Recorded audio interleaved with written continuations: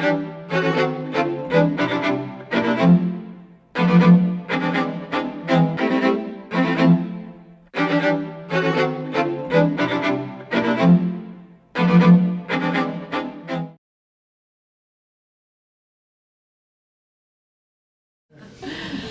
welcome to the Windsor Historical Society. I see a lot of new faces today and a lot of our members. How many people who've never been to a program here at the Historical Society before?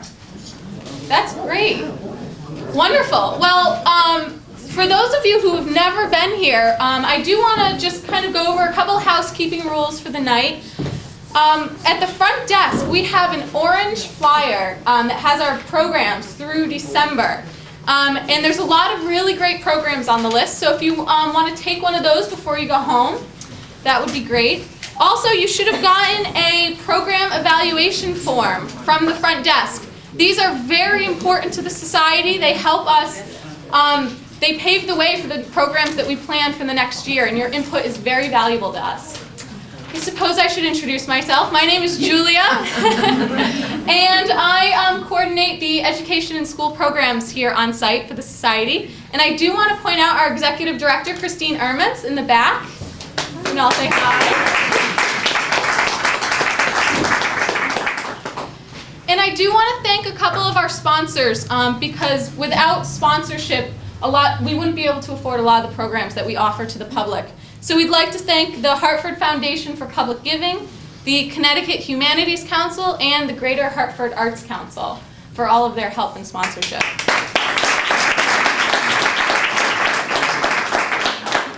If anybody needs to use the bathroom at any time, they're in the center, the lobby in the front on the right. And please turn off any cell phones, or they don't really have pagers anymore, but any type of electronic device you might have, because we are filming this tonight for Win TV, so that we can bring this to the rest of the community as well, which is great. So at this time, I'd like to introduce Richard Knickerbocker, who is from the Windsor Conversations on Race Committee.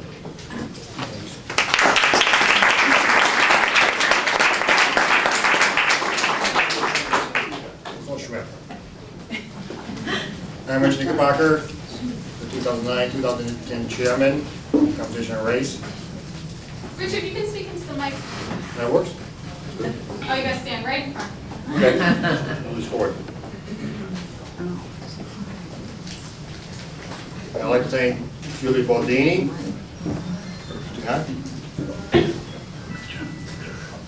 and the Windsor Historical Society for help sponsoring this event tonight. I'd like to, on behalf of the planning committee, welcome you all here tonight. It's a nice showing too. I'd like to introduce the committee, planning committee. If they're all here, I can raise their hands or stand up or whatever. Janine Dixon. She's way back there hiding. John Taguette. Marcia Hinckley. She's back there too. Doreen Richardson. Judith Fowler Roberts. Lori Rumwell. And I think there's a couple of others. Michelle Collins, she's here. She is. And was there anybody else? Oh, and of course Diane McDougal. Of course.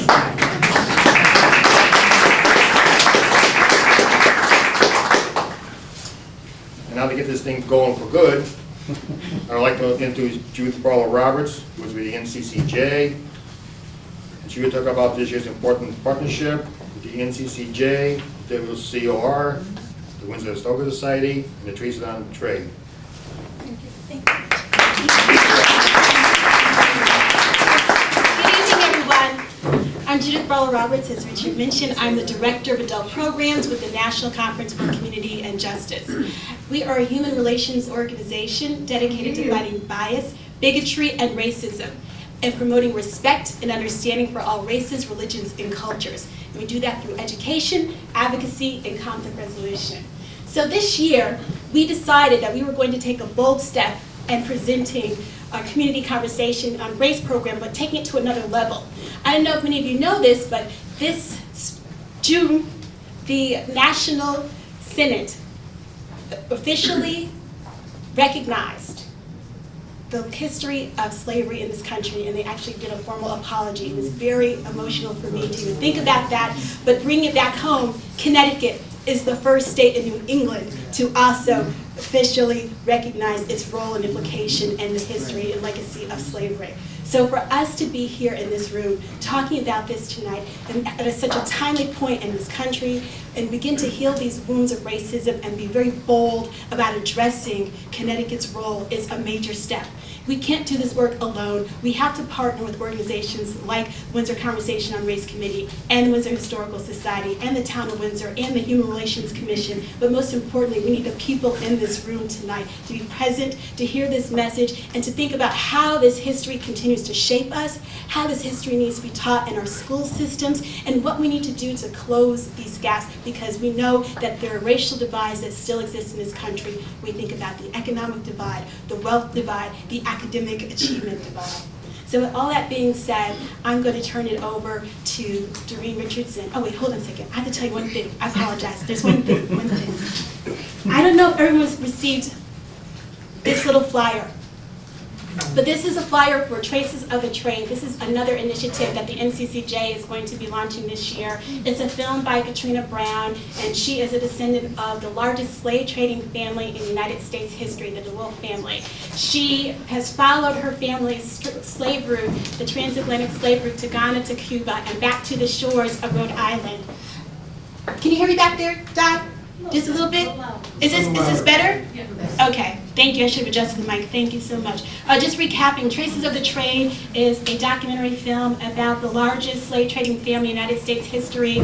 Katrina Brown will be coming here to Windsor on November 19th. We will have her at Sage Park Middle School from 6 to 8 p.m. We will show the film, and she will follow up with conversation and discussion. So please join us. It's a free community event. We want to pack the house. This is a big deal for us to feature this film in Connecticut. It is even a bigger deal to have Katrina come and speak and share this information and her powerful story with us. So if you do not have one of these flyers, I'm going to go ahead and make sure these are passed out to every person here in the audience. I want to make sure you get this information and you can share it with your family and friends so we can get a good turnout, just like tonight, on November 19th. And with all that being said, I'm going to bring up Doreen Richardson, who's going to introduce our speaker for the evening. Thank you.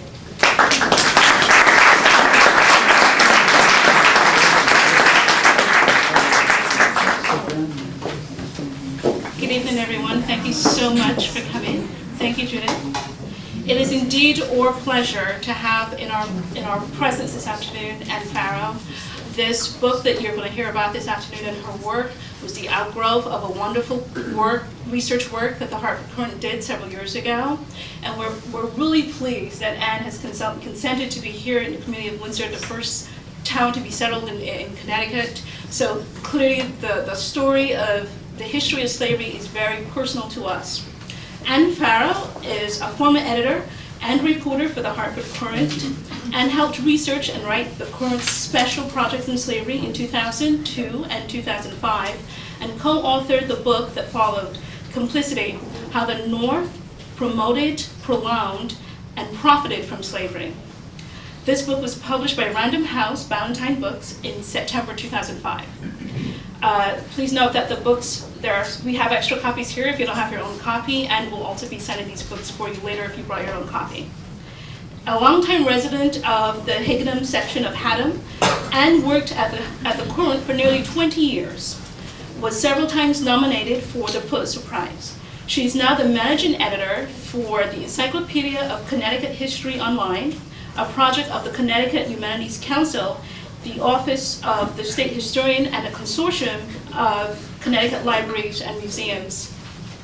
She's at work on a new book about slavery and New England memory, based on the log of an 18th century New London slave ship and its story in Sierra Leone, West Africa, and earned a master's degree in English literature from the University of New Hampshire.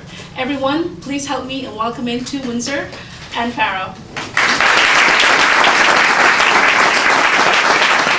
Thank you so much. I'm honored to be here tonight and speaking to you about this work that has been so important to me and is so close to my heart still. I didn't realize it until this morning, but I had planned to read to you a very brief excerpt from the Hartford Courant, which described the importance of printing and the importance of setting things down for posterity. I didn't realize that today is the 245th anniversary of the founding of the Hartford Courant. And in fact, these 2 paragraphs that I'm going to read to you are from that first edition. I think it's significant to read this because so much of the information that my colleagues and I found in working on Complicity was in old newspapers and in old documents. And posterity can have 2 meanings. Of all the arts which have been introduced amongst mankind for the civilizing of human nature and rendering life agreeable and happy, none appear of greater advantage than that of printing. For hereby the greatest geniuses of all ages and nations live and speak for the benefit of future generations. By this art, men are brought acquainted with each other.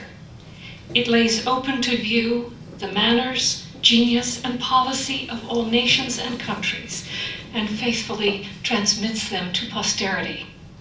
The Connecticut Courant, October 29th, 1764. In 1784, a teenager named Phyllis was sold in Middletown, Connecticut, along with a cow. The surviving record of that sale describes Phyllis as 14 years old and a Negro, the cow as 9 years old and black and white. 19 years later, she was, with the permission of her owner and her town, declared to be free. In what little is known of Phyllis's life, it is tempting to read much. Freed decades before the Civil War, at a time when there were fewer and fewer enslaved people in Connecticut, less than 100 by 1820, her story suggests a narrative we can feel good about.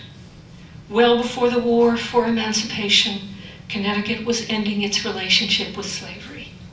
Black men and women were taking their place in a free society, and the state's policy of gradual manumission, which means emancipation, instituted the year Phyllis was sold as a teenager, was moving toward its desired goal. Phyllis was free, but Connecticut was not. If anything, Connecticut's connections to slavery were growing deeper and more solid, even as Phyllis laid claim, at age 33, to her own life. Those connections are part of a story that is not often taught in school, part of a story we need to know better. When we think about Connecticut and slavery, we think of Prudence Crandall with her School for Colored Misses, and Harriet Beecher Stowe with her world-changing novel, Uncle Tom's Cabin. Fiery abolitionists, Union soldiers dying in the thousands to end slavery, shelter for the Amistad captives, and an enslaved population that was, even at its height, less than 3% of the whole. That was our story, wasn't it? We were good, weren't we? The true and most useful question is not whether we were good or bad, but whether we were involved. And Connecticut was involved in slavery deeply. But I didn't know that until a few years ago, and I grew up here. In the spring of 2002, the editor of the Hartford Courant asked my colleague at the Sunday magazine, Joel Lang, whether he might be able to find an enslaved man or woman who had been insured by Aetna and tell the story of that person's life. Not too many months before, Aetna had been identified as the insurer of slaves and named in a class action lawsuit brought against a number of major companies. After the story about Aetna landed on page 1 of the paper to considerable fanfare, it seemed only right to examine our own conscience. The Hartford Courant, as you know, I'm sure, is America's oldest newspaper in continuous publication. Since 1764, we have never ceased to publish, though at various times the newspaper has been a weekly and a monthly, as well as a daily. And I should say, I probably shouldn't say we, because I left the newspaper 3 years ago, but I feel so connected to it still, I say we. The Courant is old enough to have been sued by Thomas Jefferson, so it didn't take a lot of legwork to find, in the newspaper's archives, advertisements for captive people who had run away, or ads describing captive people who were for sale. Lots of them. Inquire of the printer, many of them read at the bottom of the ad. More compellingly to me is that the ads for runaway enslaved people were printed on the same pages with merchants announcing their shipments of molasses and spices and Madeira. Connecticut was an early and a major player in the transatlantic slave trade and the provisioning of the West Indies. You don't have to look far to find its profits, pain, and legacy. I want to mention just briefly here that a scholar named Joseph Avitable, who is right now teaching at Albertus Magnus in New Haven, has done extraordinary research work on the relationship between Connecticut and the shipping trade to the West Indies. And what he has found is that not only was Connecticut deeply involved in the West Indies trade, but that our produce and our horses raised in Colchester, they were considered the premium. You wanted pork from Colchester and horses from Colchester and white oak grown in Connecticut. There's a whole new piece of this story that is coming forward now. Aetna had not insured slaves in Connecticut because slavery had been legally abolished in 1848, 5 years before Aetna was founded. But in the way that is often true in journalism, the story Joel started to investigate is not the story he found. Aetna insuring enslaved people in Connecticut was a non-story, but Connecticut and slavery was a real story. It was never about the numbers. With the exception of a few plantation-style farms in the eastern part of the state, Connecticut practiced a kind of personal slavery. Many people owned just a single black man or woman, or a married couple, or a small family. Marginalized yet ubiquitous, as one scholar has expressed it. Connecticut's captive people worked on farms and in businesses, on ships and in households. Often over the last few years, I've been asked what work they did, and my answer is always the same. They did everything. They built stone walls, built roads, built houses and ships. They mended sails and threshed hay and crushed apples. They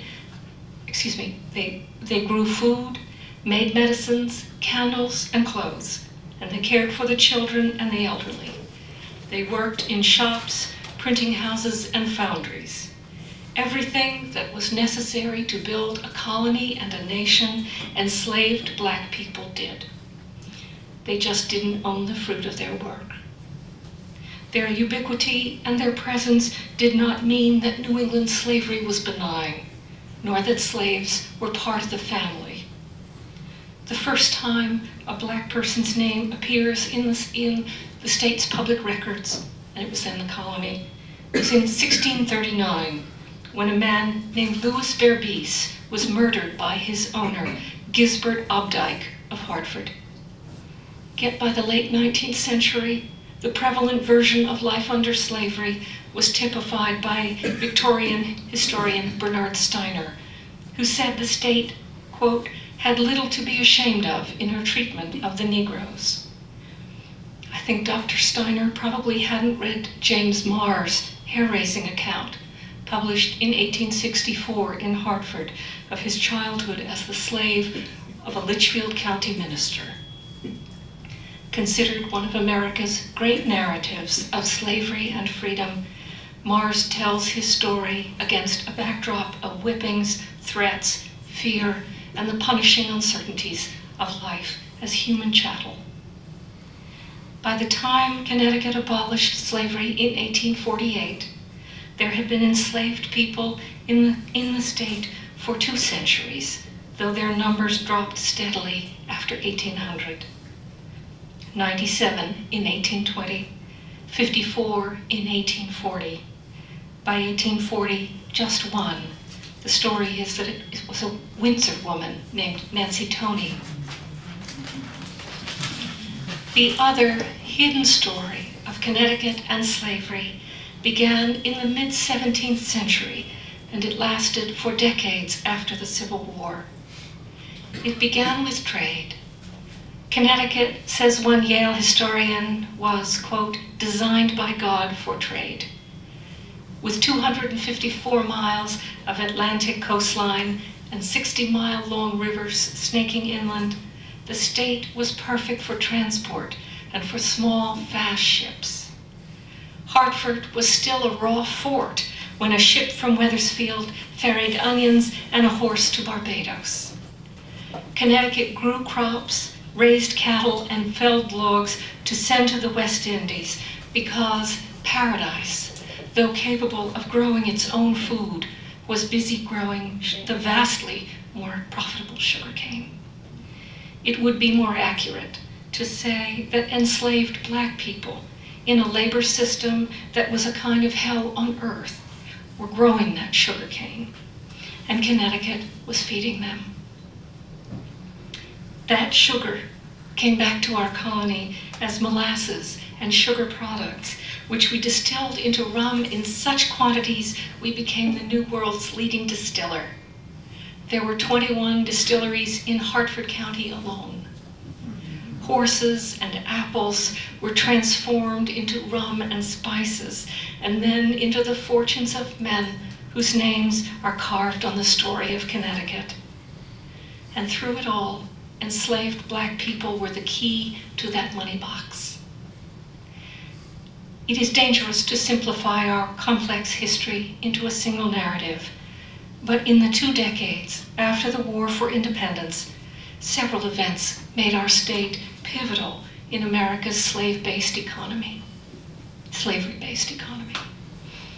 At the Constitutional Convention of 1787, Roger Sherman and Oliver Ellsworth, both local men and both signers of the Declaration of Independence, brokered what came to be known as the Connecticut Compromise, an agreement to extend for another 20 years the importation of enslaved people into America.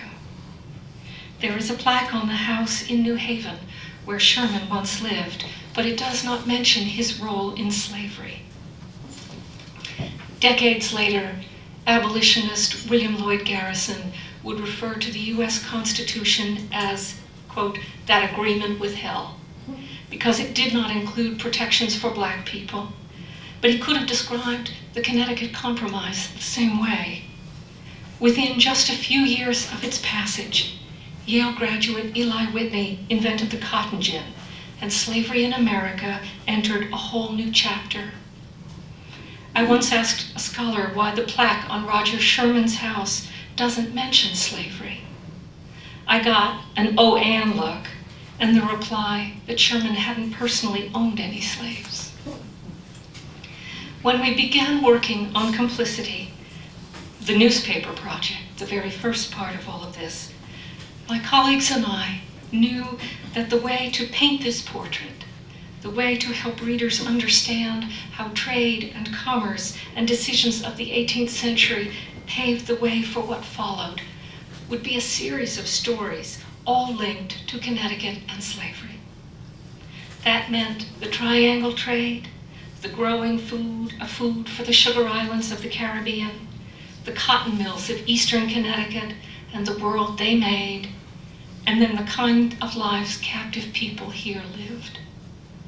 We knew that we needed to explain what really happened to Prudence Crandall and her short-lived school, and the feelings and attitudes of Connecticut people both before and after emancipation.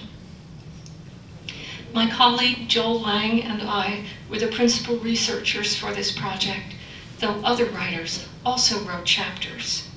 Our editor, Jennifer Frank, was committed heart and soul to the project, which went from a single story to a series of stories to an 80-page special issue printed on high-quality, specially ordered newsprint called, ironically, Bright White. We started in April of 2002 and published the last week of September that same year. For almost half a year, Joel and I worked on it full-time, and Jenny edited and refined much of the content during that time. Other editors and writers contributed stories and ideas, and the chief designer spent a month on the design. A staff photographer also worked for the better part of a month on shooting people and sites related to the stories and on copying the old photographs we needed. For every chapter, we wanted a mix of the old and new, because the legacy of slavery is alive and is in front of us. We didn't want to produce an issue that readers could look at and say, well, that's over, that was long ago. Honestly, I don't think there was a moment in the spring of 2002 when the management of the Hartford Courant said, let's spend $250,000 investigating Connecticut's history with slavery. But as the story got deeper around us and more writers and resources were drawn in, the bosses stayed with us, even as the expenses mounted. The damage that we were uncovering was real. It was important enough to spend money on. We were guided by the idea that the people of Connecticut need to know what really happened here around enslavement. We need to know that our state's ivory industry, and through most of the 19th century, Connecticut led the world in ivory manufacturing, resulted in the deaths or enslavement of at least 1 million African people. I would mention to you that as more and more research is being done on the ivory trade, and it's suddenly becoming a very popular subject, that figure is getting revised upward. Before his death earlier this year, ivory scholar Donald Malcarn asked me if 2 million might not be a more accurate number to use. We need to know that Prudence Crandall opened a school for young black women, and that it didn't stay open long because the townspeople rose against her. Her neighbors threatened her and her students, threw excrement in the school well, and set her school on fire. We need to know that New London County, home port for most of Connecticut's slave ships, also had the largest enslaved population in the colony. I mentioned earlier that the enslaved population in Connecticut as a whole was never larger than 3%, but in New London County, because New London was a powerhouse of the Caribbean trade and the slave-based industries there, the enslaved population was 10%. We need to know that Abda, a New Haven man who unsuccessfully sued for his freedom on the grounds that his father was white. We need to know about Joseph Cross, a black sergeant from eastern Connecticut who fought for the Union and then had to fight to get his pension. We need to know about the Underground Railroad and the state's abolitionists and the courage they showed. And I believe we need to know about Rose, an enslaved woman who, during the 18th century, was sold and sold and sold again. Even from the shorthand of the surviving court documents, it is clear that Rose was mad and suffering terribly. She smeared herself with dung from the farmyard and would not stop crying. The last man who bought her said in his lawsuit, his complaint of her was that she would not stop screaming. I believe that we cannot determine our future unless we know the full measure of the past. In America, we are like a family with a terrible secret. But we can deal with the consequences once we know the secret. What keeps us stalled and keeps our society divided, I believe, is that we have not faced our darkness. Each of us, each state, has its own story with enslavement. There are shared characteristics to these stories, but also there is a territory that is unique to each state.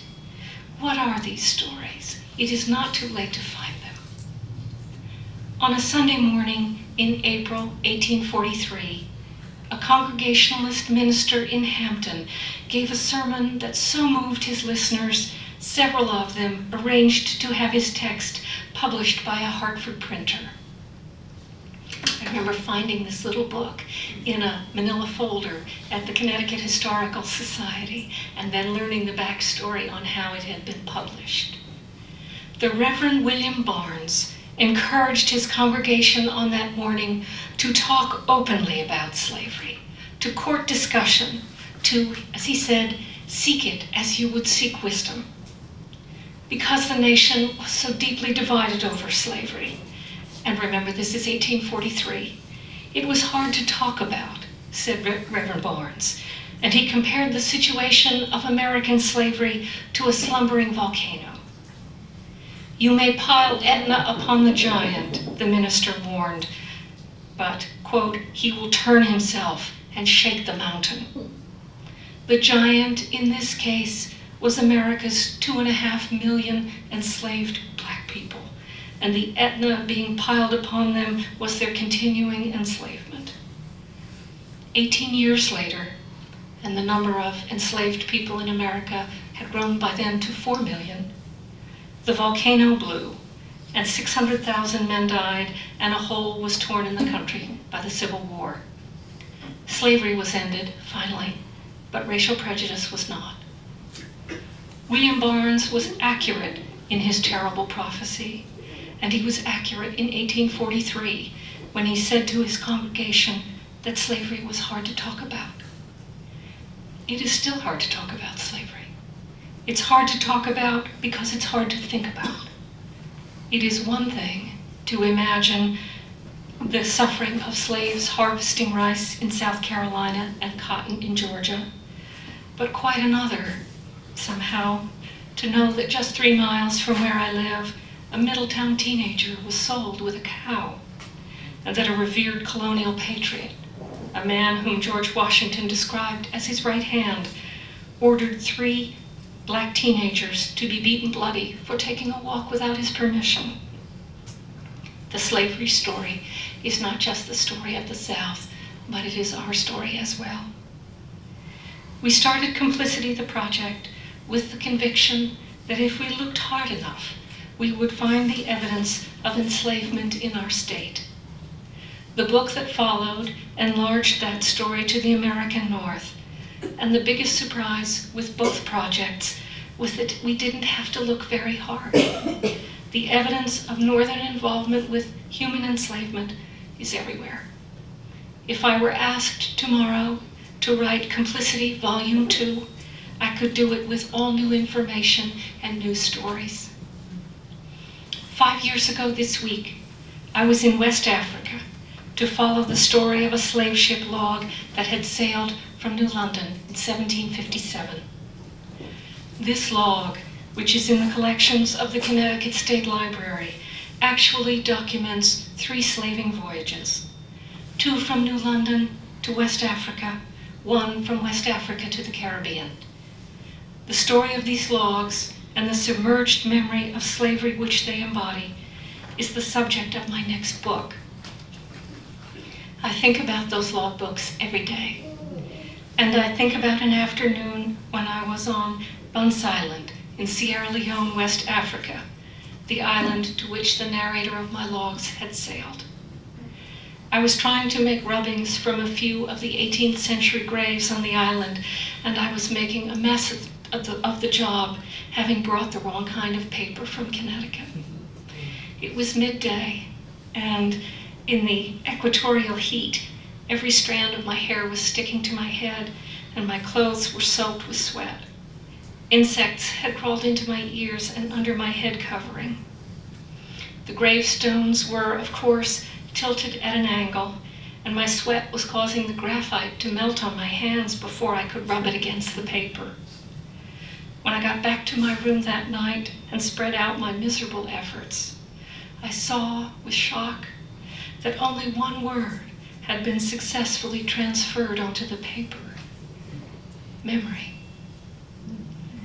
Thank you very much.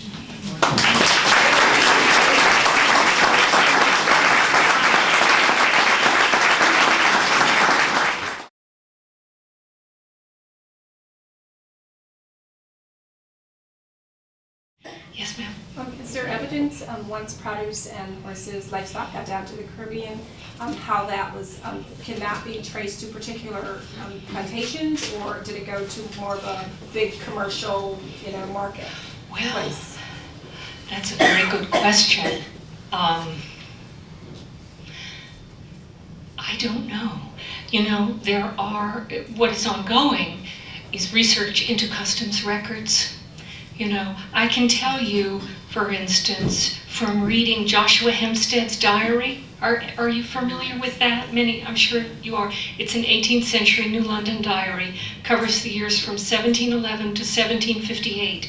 And in that, you can look, this man wrote every day for almost 50 years, and he talks about what was being shipped and who was shipping it.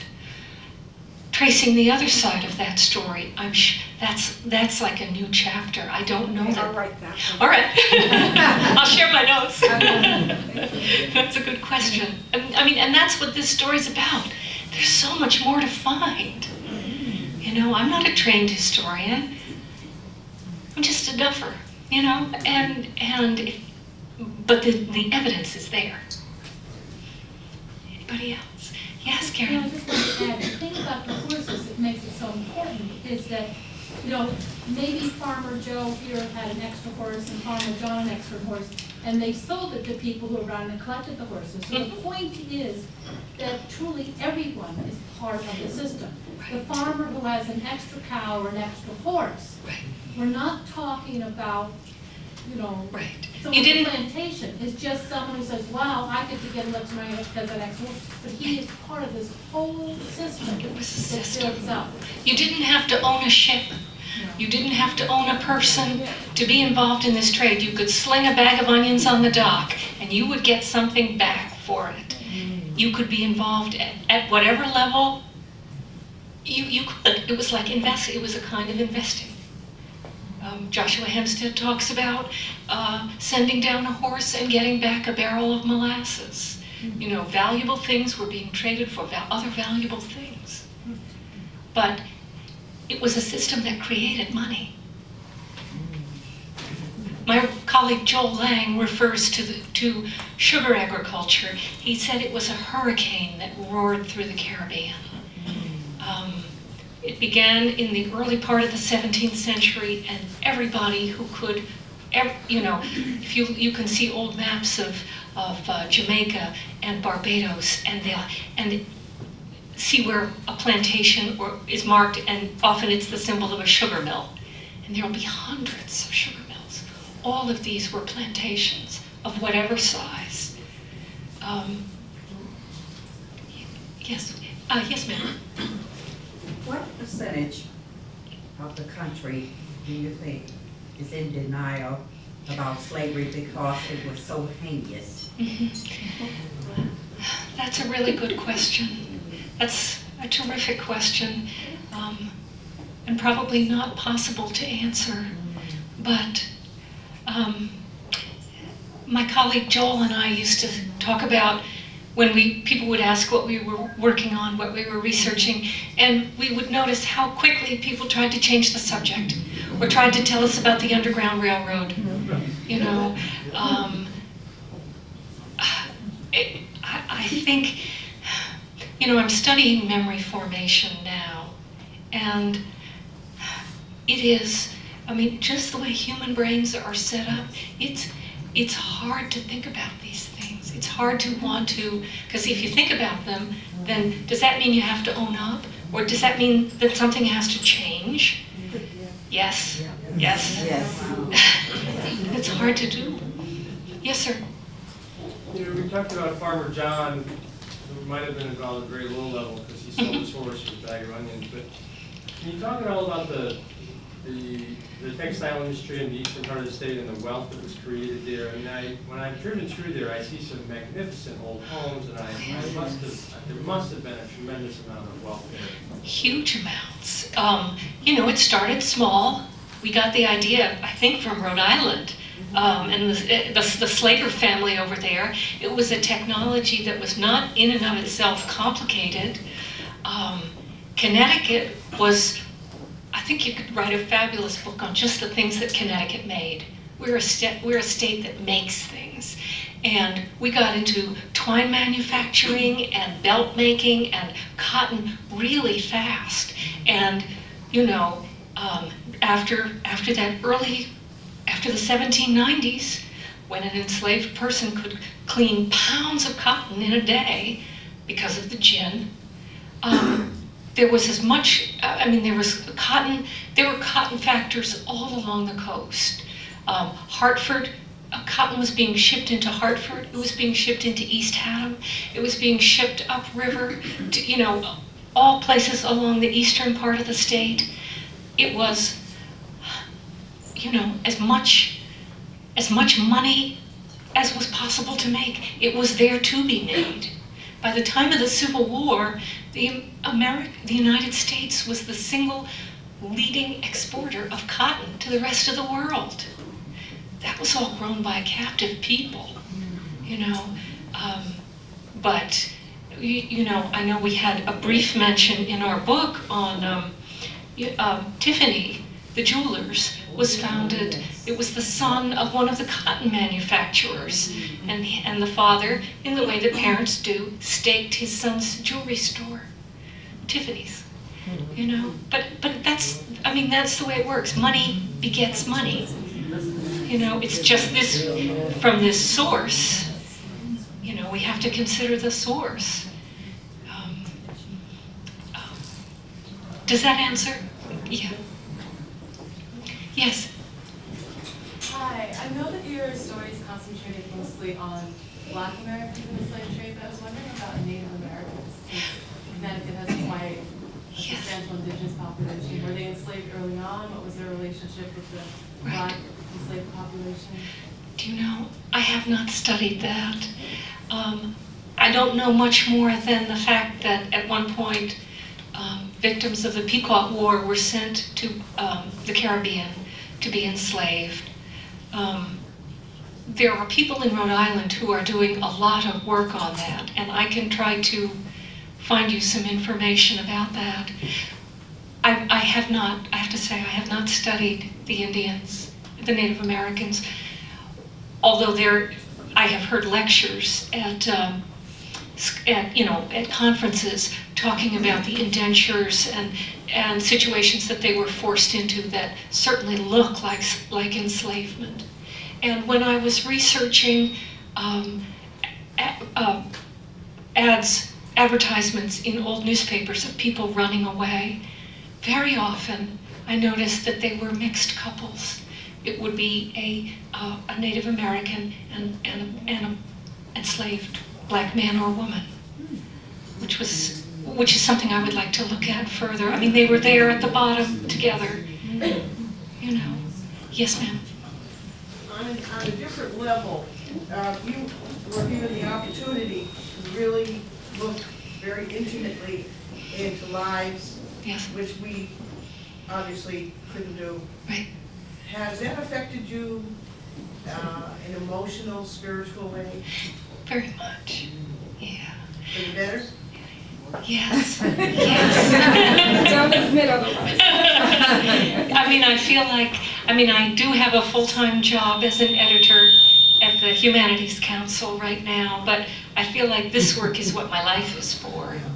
And this is what I'm interested in. And when I vacation, it is to find more evidence of enslavement. And a couple summers ago, I was in Portsmouth, New Hampshire, and Portsmouth, New Hampshire also was very involved in the triangle trade.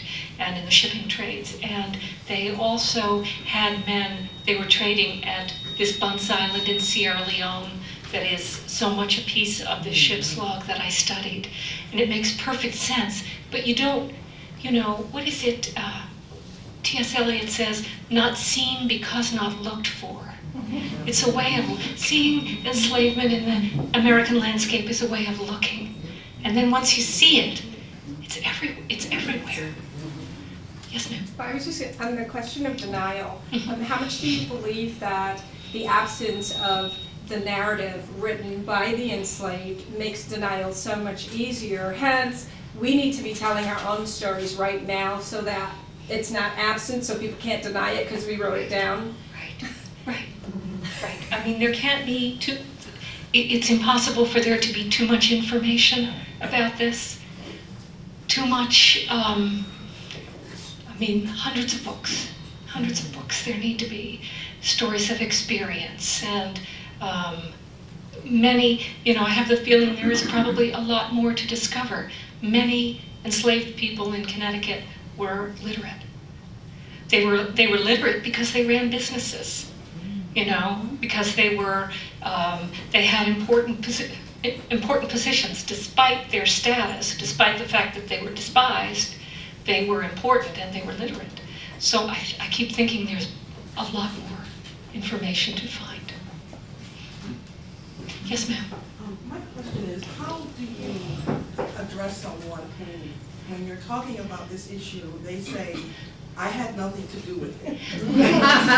It was my parents, it was my grandparents, it was my... Right. How do you, I'm a social worker, so I kind of come across this in different arenas. And I just want to know, how would you suggest that to address that issue? Right. Let me just think for a moment, because I have been asked this. I think that every white person benefits from a system that benefits white people. You know, I mean, it's, my family came here as immigrants from Ireland, and they were very poor, but they managed to get out of that in a generation, I think, because we're white. And hard work didn't earn the same place for black people. I mean, it's very, and this has been studied very closely.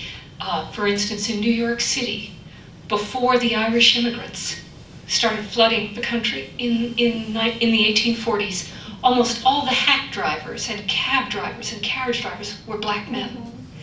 It was, they were displaced in a decade by the Irish. You know, their hard work didn't guarantee them a place. And I think that if we, the thing that I always say to myself is, if we're going to be proud of our history, we need to know all of it. I mean, no one would say, well, you can't be proud of this beautiful old town. You know, it's all slavery. The labor of enslaved people is embedded in the history. It's part of all of us, whoever is interested in history, whoever lives. And I think that to acknowledge our brotherhood is a key thing that has to happen. You know, I feel it's part of our story. I grew up here.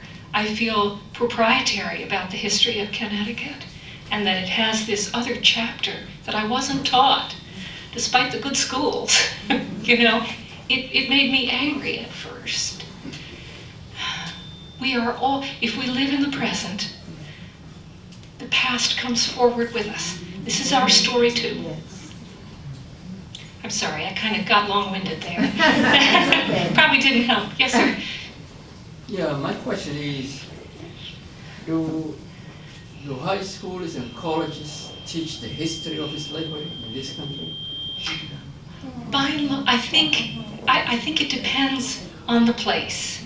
I know in Bloomfield, there are some very active teachers teaching about enslavement in Connecticut.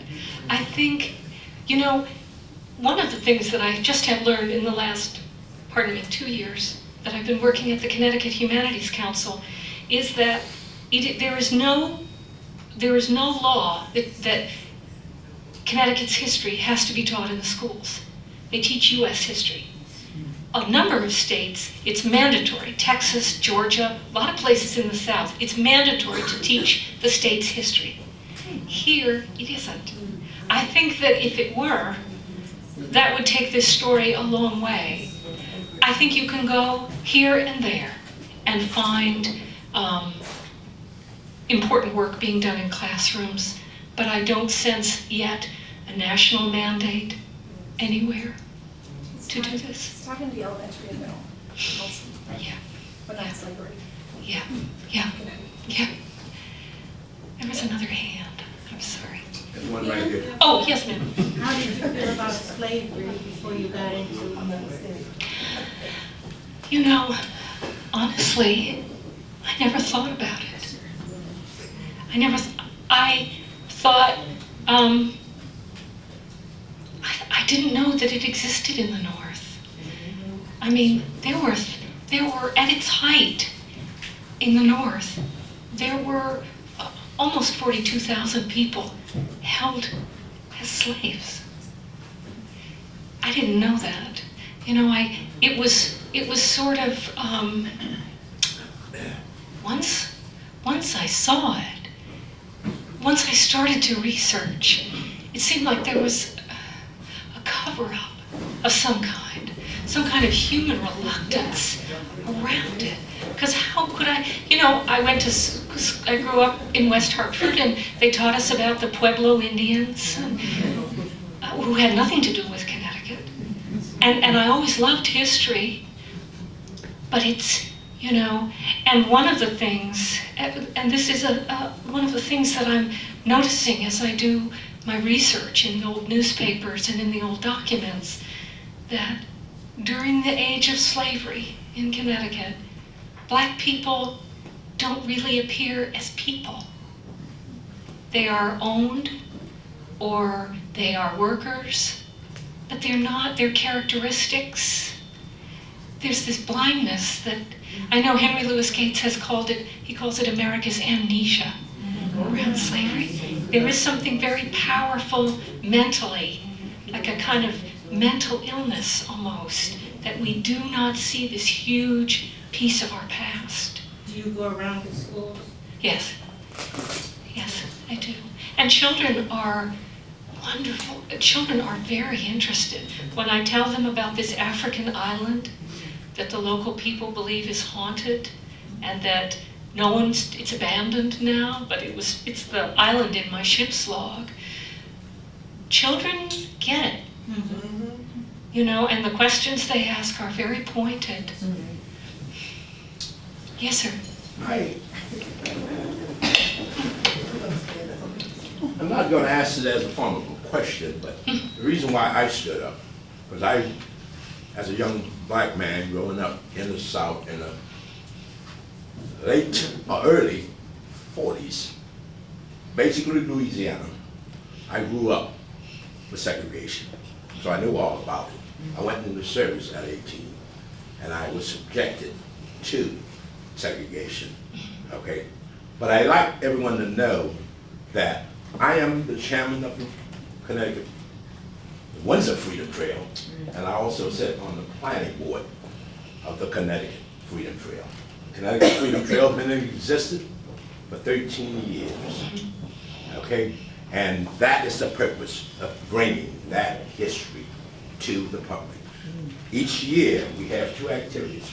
We have a run which is giving the sites, giving the history of the various sites. You mentioned one of them, which is Nancy Tooney, who's buried in the Palisades Cemetery. Okay, we give that history. We also have a program this year at high school dealing with a drama play which exposed all 4 sites and gave the history of these sites. And that is basically the purpose. And this is the reason why I feel the way I feel, because I know the effect of it. Now, you also mentioned rice, how that affects the way it affects you today for reparations. It's a simple fact. A tribe that came out of Africa that grew the Carolina rice, which is one of the most famous rice. They brought them in this country, in the Carolinas, to plant this rice. So basically, who owns the Carolina rice? That family? Okay? Basically, and how it makes it difficult for us as black folks, because we don't have that resource. Okay? But basically, what I wanted to say was the fact is, yes, we are educated. Folks do not understand why it's important, but you drive through Windsor each year. There is Connecticut, a banner that right across from the town hall says, September is Freedom Trail Month. Okay? And it gives the activity. The town have been fully supporting us.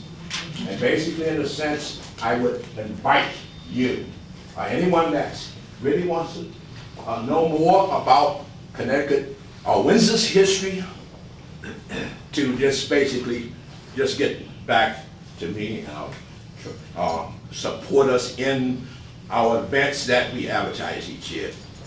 And that's the whole purpose of the Freedom Trail. Thank you very much, Ms. Farrell. At this time, we have a small token of appreciation for you coming to Windsor. Then we'll do this in a regular presentation. Okay, why don't we give Ann Farrell a nice round of applause?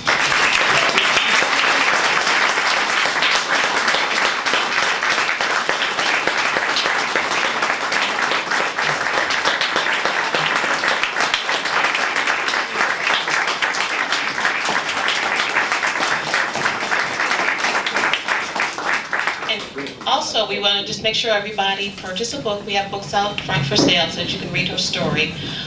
And on that note, I'd just like to let you know that we'd like to provide a gift because she was so kind. She came to Windsor and she didn't charge us anything. So we really want to give her one of our